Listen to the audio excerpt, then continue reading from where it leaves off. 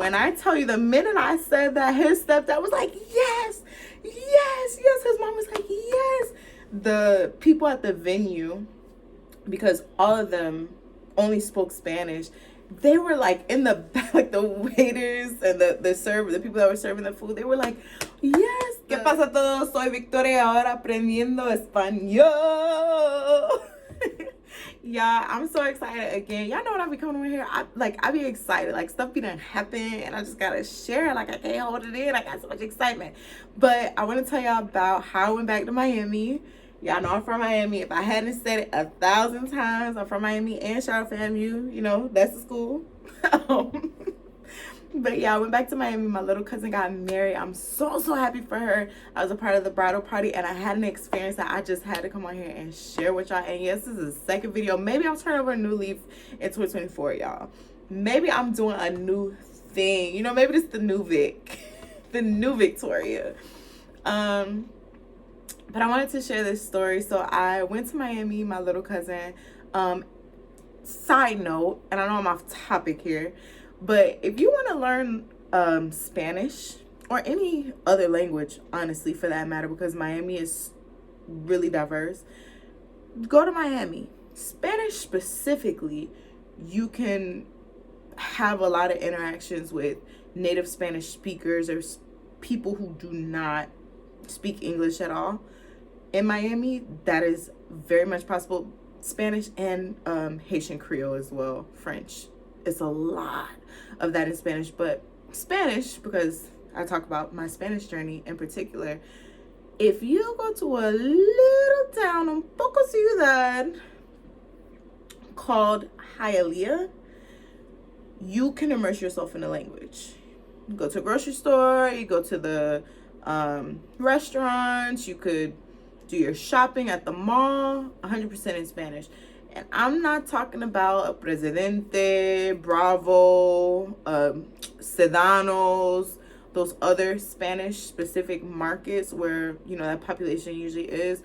I'm talking about in Hialeah specifically, Publix, Walmart. If you're not, you know, familiar with Publix, which is good, y'all get a Publix sub over any sub. Promise you, you won't regret it. But Publix, Walmart, Walgreens, CVS, regular everyday stores, and your malls as well, you will 100% be able to have interactions 100% in Spanish. People automatically assume that that is your language, that you speak that language. I promise you, that is like one of the best places to learn. Anyway, my cousin got married. I'm part of the bridal party, and her venue is in Hialeah.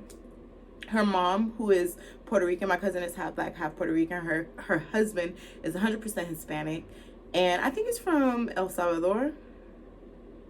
Yeah, I think Kevin, if I got it wrong, don't hold it against me.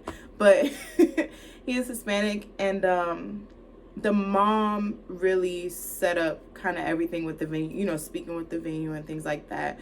My cousin, although she's half Puerto Rican, she's kind of how I was at the beginning of my Spanish learning journey. Not even at the beginning of my learning journey. It's just certain people, like living in Miami for so long, you really can understand. You have an ear for the language. You can understand a lot of the language. A lot of times, although she can't speak back, she can understand a lot of what is being said. She just can't speak. She just doesn't speak back in Spanish, but she speaks back in English.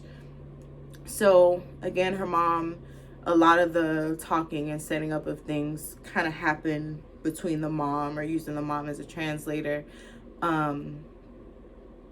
So when the bridal party came and we were like all together, the photographer comes down, the two photographers come down to take pictures of us, and she starts immediately speaking in Spanish. This is a vehicle full of black women that don't know, well, that you thought didn't know the language. Guess what? Guess who's in that? Big cuz. Big cuz, no, babes. Big cuz could speak the language. So everybody immediately looks at me and they're like, what is she saying? What is she talking about? And I was actually able to translate what she needed us to do, how she wanted us to take the pictures. Even at one point, she was like, tell her dad to come downstairs so they could get pictures together.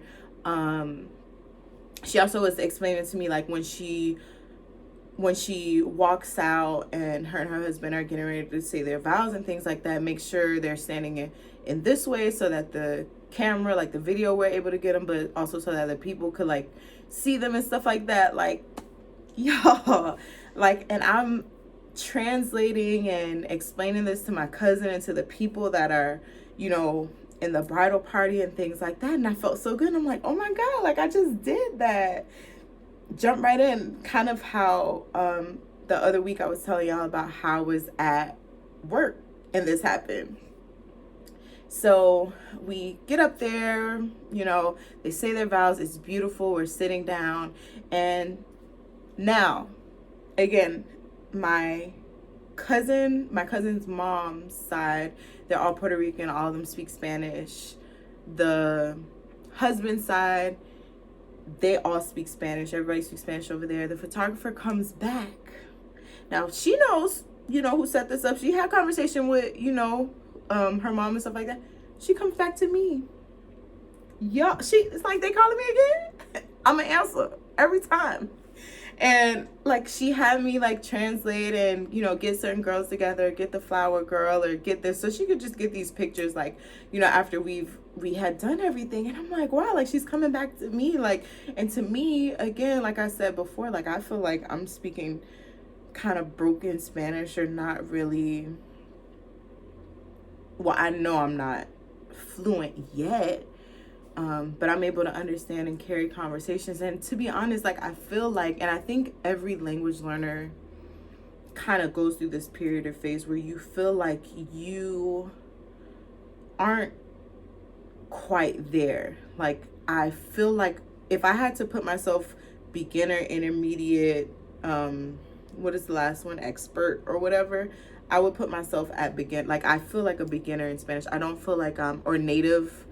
I feel like I'm beginner still. Like, I don't feel like I'm intermediate, although I'm able to carry conversations and move around in spaces and understand what's happening. I don't necessarily feel like I'm at an expert level. Definitely not expert, but I don't even feel like I'm at intermediate level. But, when I have interactions like this, it just, like, boosts my confidence in the language, and it makes me more motivated to continue to learn and listen to stuff and engage in conversations, or like try to engage with people in conversation. Is very, like, motivating. I think that my dog just came in, but I think that it motivated me. But that wasn't even the kicker, y'all. There came a time where, everybody did their toast, and I did my toast in English, and then I did it in Spanish. I didn't necessarily plan to do it in Spanish, but my cousin's husband, his mother only knows Spanish, and some of his family, like, they only speak Spanish, and I felt that I wanted her to be included when we were saying our toast. I wanted her to be able to understand what was going on. I thought that was really important. So I was gonna get our other cousin, who's very fluent in Spanish, to just, when she did her toast, to, like, hey, make sure you put something in for the mom, or, like, for him or whatever. And I was just, like, kind of separated from her, so I didn't get a chance to grab her before she got the mic. So I was like, okay, it's me. I got to do it. I'm going to put it all on my back, and I'm going to take the charge. And I did my speech in English, and then I said, I know you guys know that I only know a little, speak a little, understand a little, but I'm going to do this in Spanish as well, because I want to make sure that your family is included and that your mom understands what's going on. And when I tell you, the minute I said that, his stepdad was like, yes, yes, yes. His mom was like, yes. The people at the venue, because all of them only spoke Spanish, they were, like, in the back, like, the waiters and the server, the people that were serving the food, they were like, yes, the cameraman and everything. And I'm like, wow, like, this really, I see it paying off in this moment. And even at the end of the night, one of his groomsmen, he came up to me and he was like, Victoria, your speech in Spanish was really beautiful. Like, that was so nice. It was so beautiful. Like, I really appreciate you doing that. And it was like, That was my chair. But do I really know? You know what I mean? Like, am I doubting? Do I really? Because it's like, dang, I said something that was like cohesive. They understood it. They felt that it was heart. Like, they felt my heart behind it. I just wanted to make sure they felt like welcome and comfortable, because again, this is a joining of two families, and I wanted you to know, like, like, we could do that too.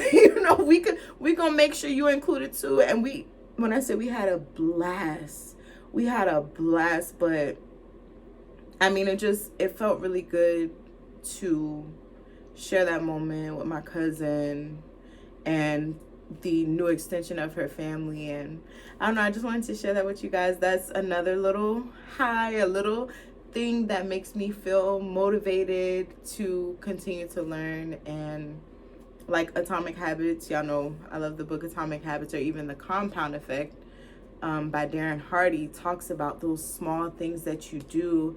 It didn't feel like I made a drastic or big change to be able to get up there and do a toast completely in Spanish, but the little things that I've been doing have added up and brought me to a moment where I was able to comfortably translate to the photographers. I was able to comfortably say a toast in Spanish, and maybe one day I'll be able to comfortably, without writing down beforehand all my thoughts in Spanish, just have a conversation here. So yeah, eso es todo. Adiós.